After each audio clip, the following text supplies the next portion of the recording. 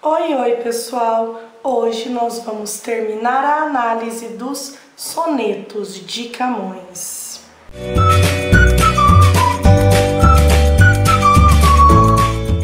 Este é o segundo e último vídeo sobre os sonetos de Camões. Nós analisamos 10 sonetos no primeiro vídeo e agora vamos analisar os 10 sonetos finais. São sonetos cobrados pelo vestibular da Unicamp. Antes de assistir esse vídeo, você precisa ter visto o vídeo anterior sobre os sonetos. Por quê? Porque lá eu vou comentar um pouquinho sobre Camões, sobre o classicismo, que é a escola literária na qual esse livro está inserido. Então é importante que primeiro você veja aquele para entender o que a gente vai falar aqui hoje. Vou deixar aqui nos cards e na descrição o link do vídeo para vocês. Acredita-se que Dinamene tenha sido o grande amor da vida de Camões. Por isso, muitos sonetos que ele escreveu considera-se que são dedicados a ela. Ela estava indo com Camões a Portugal quando morreu num naufrágio. Vamos para a análise então. Acompanhem o soneto comigo. Alma minha gentil, que te partiste tão cedo desta vida descontente, repousa lá no céu eternamente e víveu cá na terra sempre triste. Aqui, gente, o vocativo alma minha gentil, ele não traz o nome dela, ele traz minha alma, alma minha. Ou seja, se a pessoa que é minha alma partiu, morreu, eu fico como? Sem nada. Então ela, a alma, está lá no céu em situação de repouso, enquanto ele, o eu lírico, está aqui na terra sofrendo, numa situação muito ruim. Se lá no assento etéreo onde subiste, memória desta vida se consente, não te esqueças daquele amor ardente que já nos olhos meus tão puro viste. E se vires que pode merecer-te alguma cousa a dor que me ficou, da mágoa sem remédio de perder-te. Observem que aqui o período não termina no final da estrofe, ele vai continuar na quarta estrofe.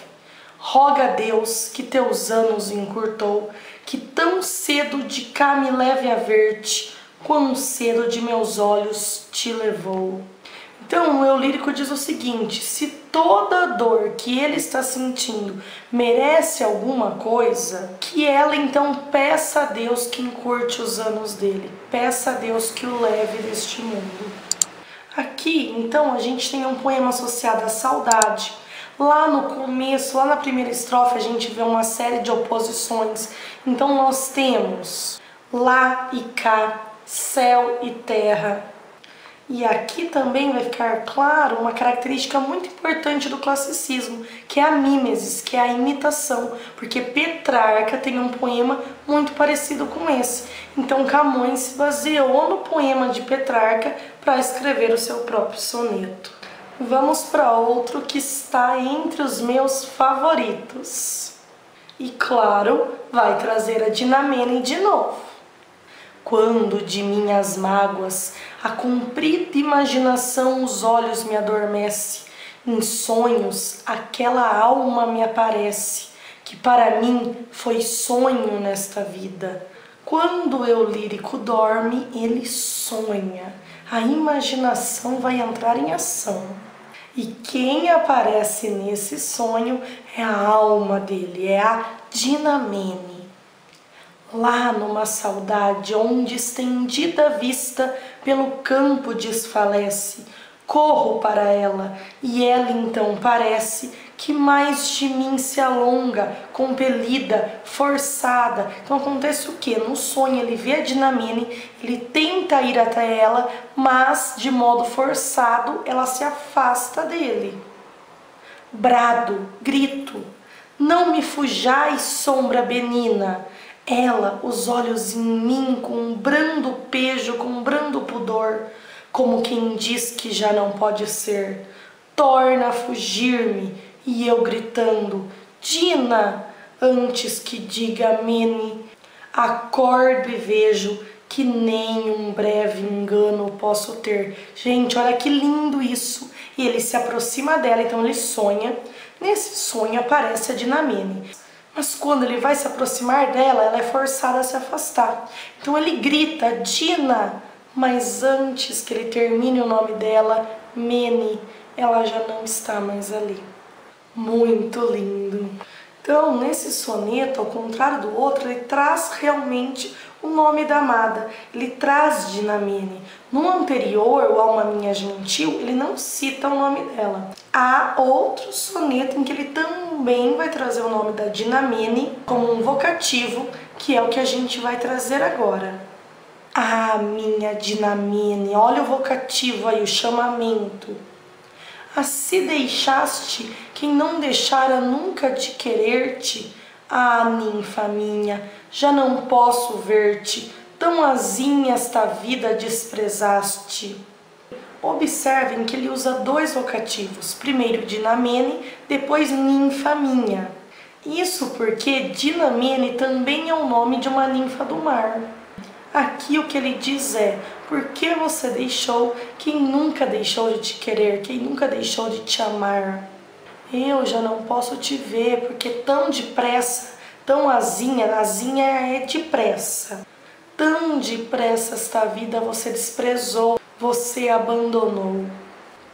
Como já para sempre te apartaste de quem tão longe estava de perder-te?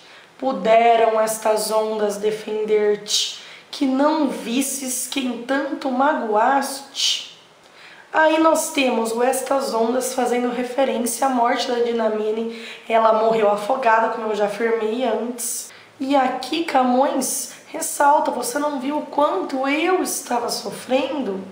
Nem falar-te, somente a dura morte me deixou, que tão cedo o negro manto em teus olhos deitado consentiste. Você morreu tão cedo, Dinamene. Ó mar, ó céu, ó minha escura sorte, que pena sentirei que valha tanto, que ainda tenho por pouco viver triste. O lírico ressalta aí no final, gente, que viver triste assim é um sofrimento mínimo para mostrar tudo que ele sente pela perda da amada, pela morte da Dinamene, pela ausência na vida dele. Próximo soneto, mais amor, mas sem nomear Dinamene. O céu, a terra, o vento sossegado, as ondas que se estendem pela areia, os peixes que no mar o sono enfreia, o noturno silêncio repousado. Temos a descrição de um cenário bastante agradável nessa primeira estrofe. O pescador aônio que deitado onde com vento a água se meneia, a água se movimenta, chorando o nome amado em vão nomeia, que não pode ser mais que nomeado. Então, nossa, nesse ambiente super agradável está o pescador aônio. Só que esse pescador está chorando. O nome da mulher amada só pode ser dito, nada além disso. Ou seja, não tem mais como o pescador estar com a mulher amada. Ondas, dizia, antes que amor me mate, torna-me a minha ninfa, que tão cedo me fizestes à morte estar sujeita. Ninguém me fala, o mar de longe bate, move-se brandamente o arvoredo, leva-lhe o vento a voz que ao vento deita. Aqui há um vocativo, ondas, e se pede a essas ondas que antes que o amor o mate, traga de volta a ninfa da vida dele. A ninfa que morreu tão cedo. Como quando do mar tempestuoso o marinheiro, laço e trabalhado. Laço significa cansado. De um naufrágio cruel, já salvo a nado, só ouvir falar nele o faz medroso. Um marinheiro que já tinha sofrido um naufrágio e só tinha se salvado a nado, só de ouvir falar num mar tempestuoso fica com medo. e jura que, em que veja bonançoso, violento mar e sossegado, não entre nele mais, mas vai forçado pelo muito interesse cobiçoso.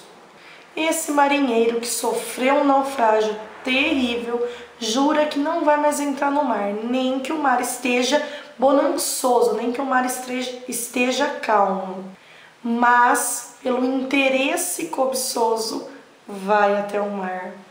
O mas adversativo indicando uma oposição sempre presente aí nos sonetos de Camões. Assim, senhora, eu que da tormenta de vossa vista fujo, por salvar-me, jurando de não mais em outra ver-me, minha alma que de vós nunca se ausenta, dá-me por preço ver-vos, faz tornar-me donde fugi, tão perto de perder-me. Então, inicialmente, o eu lírico falou do marinheiro, da situação dele com o mar. E lá nos tercetos é que ele faz a comparação da sua situação com a situação do marinheiro. Do mesmo jeito que o marinheiro não consegue se afastar do mar, o eu lírico não consegue se afastar da sua amada.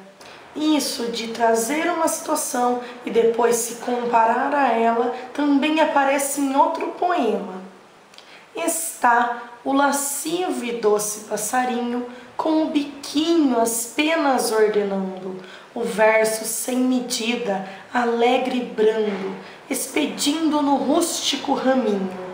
Então o passarinho estava todo feliz, todo saltitante, quando o cruel caçador, que do caminho se vem calado e manso desviando, na pronta vista a seta endireitando, lhe dá no estígio lago eterno linho.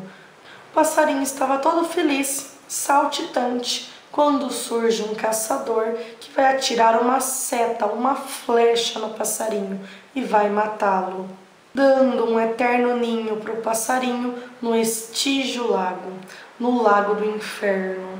Destarte o coração que livre andava, posto que já de longe destinado, onde menos temia foi ferido, porque o frecheiro cego me esperava, para que me tomasse descuidado, em vossos claros olhos escondido. Do mesmo modo que o passarinho foi atingido, o coração do eu lírico também será.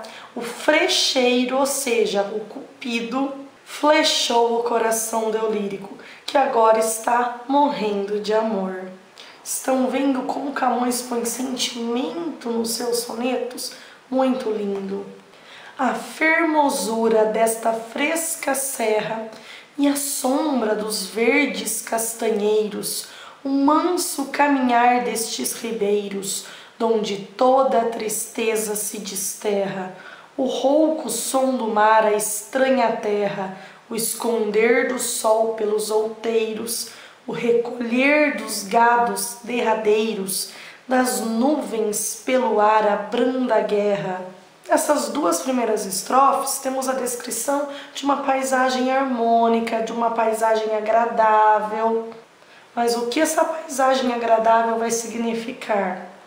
Enfim, tudo que a rara natureza com tanta variedade nos oferece, me está, se não te vejo, magoando. Então a natureza pode oferecer um monte de coisa linda, maravilhosa, mas se ele não vê a amada, essa paisagem não vai ser agradável para ele, essa paisagem vai magoá-lo. Sem ti, continua ele, tudo me enoja e me aborrece. Sem ti, perpetuamente estou passando nas mores alegrias, mor tristeza. Então, sem a amada, tudo que ele vai passar vai ser triste. Não existe alegria sem ela. Nas maiores alegrias, teríamos a maior tristeza. Ou seja, paradoxo aparecendo aqui, como nós vimos muito nos primeiros sonetos analisados no vídeo 1. De vós me aparto, ó vida, em tal mudança sinto vivo da morte o sentimento. Não sei para que é ter contentamento, se mais há de perder quem mais alcança. Porque as pessoas vão ficar felizes se quanto mais elas têm, mais elas podem perder. Quanto mais você tem, mais você tem o que perder. Meu Deus, que visão! Mas dou-vos esta firme segurança, que posto que me mate meu tormento, pelas águas do eterno esquecimento, segura passará minha lembrança. Mesmo que o tormento mate o eu lírico, ele não vai conseguir esquecer. Antes, sem vós meus olhos se entristeçam, que com qualquer coisa outra se contentem. Antes os esqueçais que vos esqueçam. Antes nesta lembrança se atormentem, que com esquecimento desmereçam a glória que em sofrer tal pena sentem. Olhem no final a contradição do amor presente em vários sonetos. Então, assim, ainda que a lembrança da mulher que ele ama seja um sofrimento, seja um sentimento de morte, ele prefere viver com essa lembrança a esquecer. O soneto que nós vamos ver agora já esteve na segunda fase da Unicamp. Enquanto quis fortuna que tivesse esperança de algum contentamento, o gosto de um suave pensamento me fez que seus efeitos escrevesse. Olhem o fortuna com letra maiúscula. A gente tem aí uma personificação, temos aí o destino decidindo as coisas como um Deus. Então a fortuna, o destino, quis que aí o eu lírico tivesse esperança de alguma alegria, tivesse esperança de algum contentamento, e fez com que ele quisesse escrever. Porém, temendo o amor que aviso desse, minha escritura algum juízo isento, escureceu-me o engenho com tormento, para que seus enganos não dissesse, segundo a divindade aparecendo, amor com letra maiúscula. O amor vai escurecer o engenho do lírico, vai escurecer a capacidade de ele escrever para que ele não alerte as pessoas sobre seus enganos. Ó vós, que amor obriga a ser sujeitos a diversas vontades, quando lerdes num breve livro casos tão diversos, verdades puras são e não defeitos, e sabei que segundo o amor tiverdes, tereis o entendimento de meus versos. No final, então, o eu lírico diz que os versos dele não têm defeitos, têm verdades, e que só aquele que amou vai conseguir entender o que ele colocou aqui no papel, vai conseguir entender o que ele escreveu. Chegamos finalmente ao último soneto. O dia em que nasci, moure e pereça, não o queira jamais o tempo dar, não torne mais ao mundo, e se tornar eclipse nesse passo o sol padeça. Que o dia em que eu nasci não se repita jamais. Porém, caso esse dia retorne, que haja um eclipse, que o sol fique escondido, que não haja luz. A luz lhe falte, o sol se lhe escureça, mostre o mundo sinais de se acabar, nasçam-lhe monstros, sangue chova o ar, a mãe ao próprio filho não conheça. Então, coisas terríveis devem acontecer se esse dia em que ele nasceu existir novamente.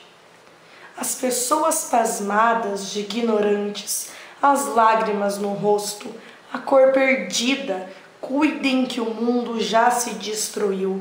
Ó gente temerosa, não te espantes, que este dia deitou ao mundo a vida mais desgraçada que jamais se viu.